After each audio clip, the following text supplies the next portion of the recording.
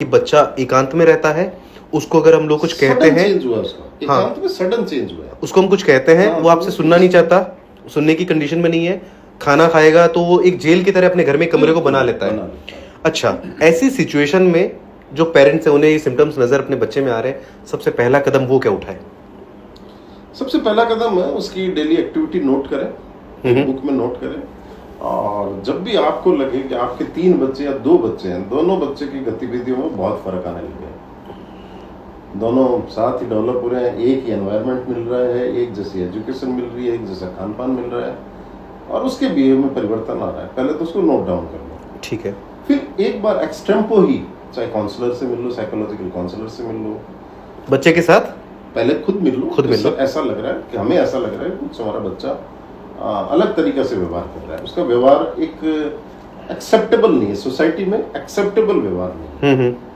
तो ये अगर पहचान लेते हैं वो लोग, और उस चीज को जितना जल्दी अगर किसी से बात कर लें, चर्चा कर लें, चाहे आप साइकोलॉजिस्ट साइकेट्रिस्ट से नहीं, कुछ एजुकेटेड लोगों से जिनको थोड़ी सी साइकोलॉजी की नॉलेज हो, जैसे आज आप 4 जन, अपन 4 जन हैं, 4 जन में 3 आप लोग हैं, तो आप लोगों को भी थोड़ा ज्ञान होगा, तो आप जैसे लोगों से बात कर लेंगे, यार ऐसा कुछ हो रहा है, तो आप लोगों नहीं, एक बार मिलना चाहिए आपको, कुछ ऐसा है। जी जी। जैसे सिंपली क्या होता है कि चेस्ट पेन आता है, आप क्या कहते हो, यार एक बार कार्डियोलॉजिस्ट से मिल लो आप, है ना जी, कार्डियोलॉजिस्ट से मिल लो, तुरंत कहते हैं अपन, बिल्कुल ऐसे कि एक बार मिल लो, ऐसा कुछ नहीं है कि साइकियाट्रिस्ट आपको जाते ही कोई दवाइयां दे देगा और नींद की गोलियां दे देगा। क्या सर, मैं आपसे ये जानना चाहूंगा, लेट से मान के चलिए कि पेरेंट्स आपके पास आए हैं कि बच्चा बदल गया है, पहले जैसी बातें नहीं कर रहा है, एकांत में रहता है, हमसे नफरत करने लगा है, तो आपका क्या सजेशन रहेगा सर उन्हें?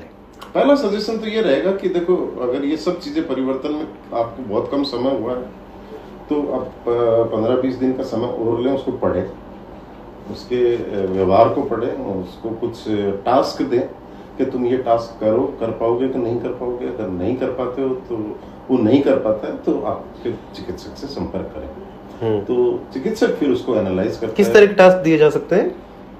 जो देखो, शुरू में बड़े सिंपल टास्क दो कि बेटा आज मैं खाना बना रही हूँ, मेरे पास खड़ा हो, बता कि इसमें क्या होगा। जी जी। आज देख बेटा, ये फ्रिज में ये चीज रखी है, ये चीज कल तक खराब नहीं हो जाए, या कोई टीवी में ऐसा प्रोग्राम आ रहा है कि यार ये टास्क करके बताना, कि देख ये आज जा रहा है। बहुत सिंपल से टास्क दो, साथ में बैठ बातें कर, बता क्या प्लानिंग है, चल रहा है, प्लानिंग तेरी क्या है, भविष्य क्या करना, तो उसको अवॉइड करना शुरू कर देगा, वो बैठने नहीं लगेगा। फिर उसके बाद में उसको अगर वो सब करता है तो फिर थोड़ा कॉम्प्लिकेटेड टास्क दो, मैथमेटिकल है, एग्जीक्यूटिव है, कैलकुलेटिव है, ये टास्क दो। ओके। तो ये सब टास्क दोगे तो आपको कहीं न कहीं आइडिया लग जाएगा कि यार ये वो टास्क को परफॉर्म नहीं कर सकता अगर वो, क्योंकि उसका ब्रेन उस गति से, उस फास्ट एक्ट नहीं करेगा उस टास्क पे, तो वो सोचेगा, समझेगा, फिर कई देर उसको दिमाग लगाएगा, नहीं हो पाएगा, वो कह देगा नहीं, मेरे से तो नहीं हो पाता। तो ये बहुत ही सिंपल सी चीज है, टेक्निक बहुत ही सिंपल टेक्निक है, और एक साधारण परिवार, अनएजुकेटेड परिवार भी उसको नोट कर सकता है। आप नोट करें, और लग रहा है कि अगर प्रॉब्लम है तो कंसल्ट करें, आप कंसल्ट करें। और ये बिल्कुल भी नहीं सोचें कि जाते ही चिकित्सक आपके पास में सीधा आपके मेडिसिन लिखेगा और आपको पटक के ईसीटी लगा देगा, इंजेक्शन लगा देगा, ऐसा नहीं है। शुरुआती हम भी वेट करते हैं, क्योंकि किसी भी पेशेंट को स्किज़ोफ्रेनिया लेबल करने के लिए हमें भी बहुत चीजें सोचनी पड़ती है, क्योंकि once you have label that label will impact on the corner of your pocket forever. तो ये लेबल करने में हमें भी टाइम लगता है, तो थोड़ा समय हमें भी दें, बहुत ज्यादा समय हम भी नहीं मांगेंगे, हमें लगेगा कि हाँ उसका बिहेवियर निरंतर गिरता जा रहा है तो हम ट्रीटमेंट देंगे। और पुराने जमाने की बातें गई, नया जमाना आ गया कि आज का जो ट्रीटमेंट का पार्ट है वो बिल्कुल अलग है। आज का ट्रीटमेंट का जो पार्ट है वो है मरीज को उस लेवल तक ठीक करना कि मरीज अपने दैनिक कार्य, अपने सोशल वर्क, अपने ऑक्यूपेशनल वर्क, सोसाइटी में प्रेजेंटेशन, इसको नॉर्मल तरीके से बिहेव कर सके, नॉर्मल तरीके से परफॉर्म कर सके। पहले 90s से पहले क्या होता था कि स्किज़ोफ्रेनिक आ गया, उसको बहुत हाई डोज देके सुलाए रखा, 6 महीने सोया रहा, अच्छा किसी कर्म का वैसे ही नहीं रहा, और जब बाहर निकलेगा तो वो बिल्कुल लूज, तो लोग पहचान लेते थे कि ये तो गड़बड़ है। अच्छा, आज मेरे यहाँ से जो ठीक होते हैं उन पेशेंट को देख लो अगर आप, तो आपको लगेगा कि ये कुछ दवाइयाँ ले रहे हैं। जी जी। फिर चार्टर्ड अकाउंटेंट भी आते हैं, एग्जीक्यूटिव भी आते हैं, खूब फार्मास्यूटिकल के भी आते हैं, ब्यूरोक्रेट्स भी आते हैं हमारे पास, सब आते हैं जी। तो उन लोगों को वो काम इम्पेयर नहीं होना चाहिए, उनकी कॉग्निशन। आजकल जो ट्रीटमेंट चल रहा है वो चल रहा है कॉग्निशन पे। स्किज़ोफ्रेनिया में कॉग्निशन इम्पेयर हो जाता है। कॉग्निशन का मतलब है हायर मेंटल फंक्शंस, ओके। वो इम्पेयर नहीं होना चाहिए उसका। पहले जो कन्वेंशनल दवाइयाँ आती थी उनसे ये इम्पेयर हो जाता था, ठीक है वो सुस्त हो गया, पड़ गया, बाकी चीजें कुछ नहीं उसकी। अब जो लर्निंग्स भी खत्म हो जाती थी उसकी, खत्म हो जाती, सब कुछ खत्म हो जाता, सब कुछ खत्म हो जाता था। अब ऐसा नहीं है। अब तो बात करते हैं भैया कौन सी ऐसी ड्रग है जो कॉग्निशन को इंक्रीज करे, ट्रीटमेंट के साथ साथ कॉग्निशन को बढ़ावा दे, अच्छा करे। तो ये सब चीजें अब नया आया है, तो मैं नहीं समझता कि इस चीज को आप सिरे से खारिज कर दो या तांत्रिकों की तरफ बढ़ो या मौलवियों की तरफ बढ़ो। मैं तो यही कहूंगा हर समाज के, हर व्यक्ति को, हर देश के पूरे नागरिकों को यही कहूंगा कि जितना जल्दी हो आप पहचानो।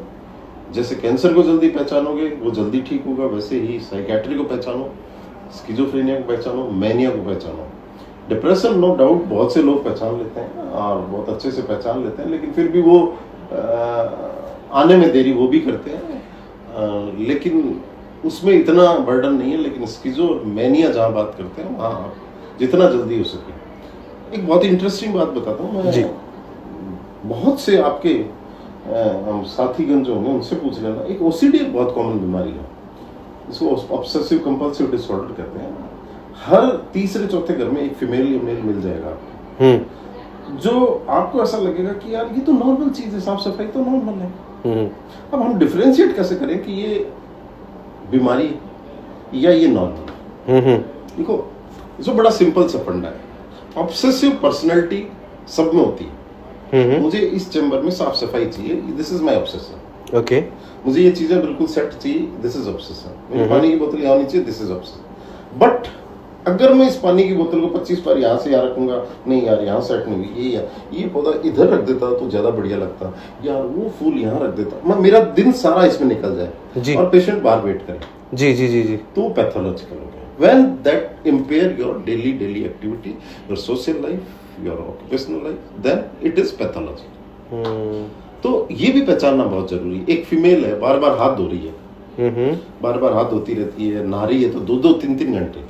एक बहुत सिंपल, बहुत छोटा बढ़िया एग्जांपल देता हूँ। नोखा का कोई पेशेंट आती है लेडी मेरे पास में, वो जब मेरे पास पहली बार आई तो उसके हस्बैंड ने कहा सब सुबह 6 बजे बाथरूम में घुसती है और रात को 8:30 बजे निकलती है। मतलब मोर देन 16 आवर वो बाथरूम में बिताती थी।